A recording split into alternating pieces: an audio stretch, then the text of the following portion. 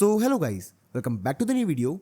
In this video, I will guide you with how you can enable Apple Intelligence on iPhone. Apple recently started rolling out Apple Intelligence for all the supported iPhones. And if your device supports it, then you can turn it on. Let me show you how. So first of all, open the settings app on your iPhone. Now tap on General and then tap on Software Update. Now make sure that your iPhone has the latest iOS 18.1 update. Now go back to the settings screen. Here you will see an option called Apple Intelligence and Siri.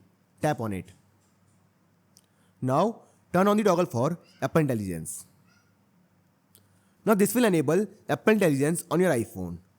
Press and hold the power button on the side of your iPhone and this will open the new Siri prompt.